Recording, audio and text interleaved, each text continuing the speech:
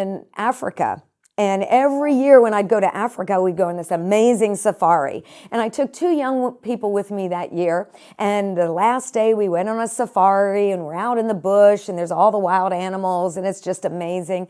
And the driver of the matatu, which is like a van, he was telling us about the water buffalo and how the water buffalo is a very volatile animal.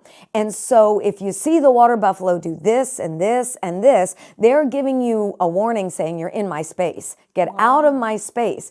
And if you don't respond to their warnings, they will attack. And so we're going through the bush and we come upon a water buffalo and we're just like maybe 6-8 feet from the water buffalo. And I see the water buffalo like shake his head and I go, that's what the driver said they do. And this is all happening in a millisecond. And then I saw him like stomp his feet and I thought, oh my gosh, that's what they do when they want you to get out of their space. Oh, wow. And in that moment, man, that water buffalo began to charge our matatu. And the driver put on the gas pedal, see, a fear response. Because, see, we got to recognize that to emotionally hijack or an amygdala hijack is really to protect us from physical danger.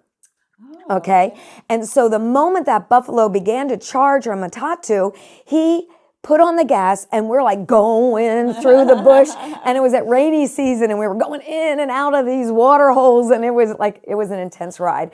And we came to a stop and this young woman who was sitting in the very back of that van, back like 3 seats back in the matatu, when we finally stopped, here she is sitting between the driver and the front seat, up there between the passenger and the driver in the front seat. How she got from the very back of the van to the front, she doesn't remember. None of us know, but in a millisecond, man, she was up there. See, she had an amygdala hijack. She had an emotional hijack, which in her mind, in her thoughts, was saving her life. And honestly, if he would have hit us, he would have hit right where she was at. Wow.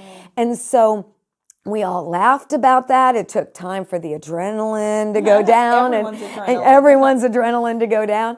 And so, but that saves us from physical danger. We might see a snake, we'll take off running or something like that.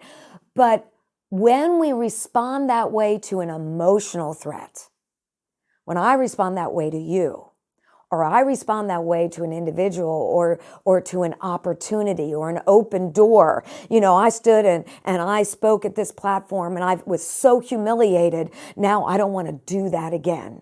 Or I had a negative experience. So really my emotions are overriding wisdom and I'm sabotaging myself because I'm trying to protect myself from being hurt again, from being burned again, having a negative experience again.